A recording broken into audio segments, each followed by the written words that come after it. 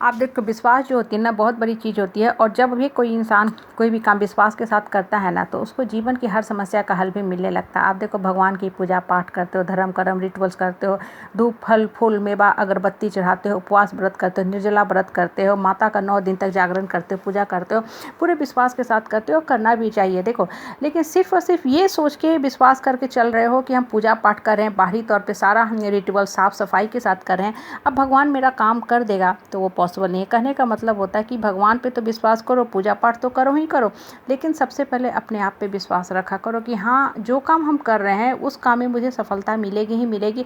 देखो परिस्थिति परेशानी दुख दर्द कष्ट कलेश संताप वो आना है, वो आएगी ही आएगी, क्योंकि जो इंसान है ना धरती पर जब आता है तो एरर फ्री नहीं होता है। वो कर्म करता है तो बहुत से ऐसे कर्म करता है जो गलत भी होता है। जैसे बच्चे लिखते हैं ना तो बहुत से गलत भी आंसर लिखते हैं, बहुत से सही भी लिखते हैं, और जैसा वो लिखते हैं वैसा उनको मार्क्स भी मिलता है। कहने का मतलब होता है कि हम ह्यूमन बीइंग जब धरती पे आते हैं तो बहुत सा हमारा कर्म होता है जो ऐसा होता है जो हमारे लिए दुखदायी फल भी देता है। लेकिन विश्वास रख के अगर ये सोचते हो कि वर्तमान में सिर्फ और सिर्फ हम जो कर्म कर रहे हैं सही कर रहे हैं और अपने आप पे हम विश्वास रख रहे हैं, अपने जीवन का परिस्थिति का हर समस्या का हल निकालने में हम सक्षम हैं, तभी भगवान भी आपको मदद करेंगे। देखो बहुत लोग होते हैं ना पूजा पाठ करते हैं, बहुत ही साफ सफाई से करते हैं, उनकी विधि विधान में कोई कमी नहीं होती, सारा कुछ करते हैं, बहुत सारे पूजा का स्थल पे भगवान की भी फ़ोटो रखते हैं। अच्छी चीज़ें रखना चाहिए, इससे मन को कहीं ना कहीं सुकून और शांति मिलता है, और पूजा करने से मन भी साफ़ होता है।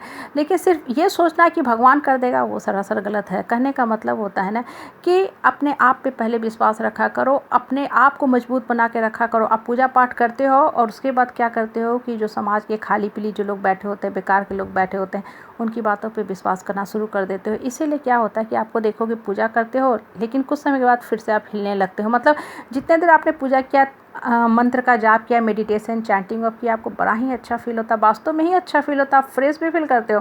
लेकिन होता क्या है कि फिर आप एक ऑर्डिनरी मंडेन सो कॉल्ड जो सोसाइटी होती है ना उन लोगों के साथ उठना बैठना शुरू करते हो। और देखो जितना ज़्यादा आप नकारात्मक लोगों से बात करोगे ना, ये भी कहीं लिख लो कि आपके मन में सिर्फ और सिर्फ नकारात्मक बातें ही आएंगी। इसलिए होता क्या है कि जितना देर आप भगवान का ध्यान करते हो, माता का जागरण करते हो, मंत्र पढ़ते हो, आरती गाते हो, आपको बहुत ही अच्छा फील आता है, क्योंकि हर मंत्र में पावर होता है, और हर मंत्र जो होता है ना आपके मन के अंदर सिर्फ और सिर्फ पॉजिटिव बातें सकारात्मक बातें ही डालता है।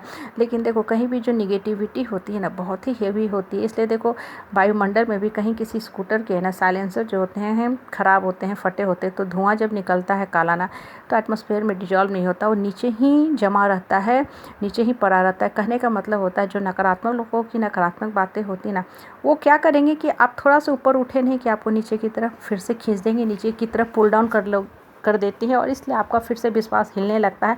आप कहते हो पता नहीं भगवान कर भी रहा है कि नहीं कर रहा, और अपने ऊपर सबसे पहले आपका विश्वास हिलने लगता है। कहने का मतलब है कि जो भी परिस्थिति है परेशानियाँ, अपने ऊपर हमेशा अटल विश्वास रखा करो, अपने आप को मजबूत बना के रखा करो। और देखो लोगों की जो फीडबैक होती है ना वो उनके मानसिक स्थिति का परिचायक होती है। कहने का मतलब होता है कि एक नकारात्मक प्रवृत्ति का जो इंसान होता है ना, जो खुद दिमागी समस्या से घिरा हुआ है, जो खुद नर्क में रहता है, वो आपके बारे में कैसा फीडबैक देगा। इसलिए लोगों की बातों को हमेशा साइड करो, और जब भी पूजा करते हो, माता का जागरण करते हो ना, उसके बाद अपने अंतर मन को इतना जागृत कर लो कि लोगों की बातों का आप पे असर होना ही बंद हो जाए।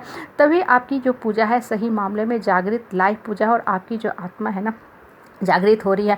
लेकिन आप करते क्या है, हाथ से बहुत अच्छा से विधि विधान करते हो, मुख का भी बहुत अच्छा से इस्तेमाल करते हो, मंत्र भी बहुत अच्छा से गाते हो, आरती भी करते हो, कीर्तन भी करते हो, लेकिन फिर से वही ऑर्डिनरी लाइफ आपको जो है पीछे की तरफ खींच ले जाती है। पास्ट के गिल्ट, फ्यूचर के अनसर्टिनिटी में आप घिरने लगते हो, फंसने लगते हो, दलदल में जाने लगते हो, और फिर से आपका मन जो है हिल जाता है। आप कहते हो कि हे भगवान मेरे जीवन में सिर्फ तूने कष्ट ही कष्ट दिया है।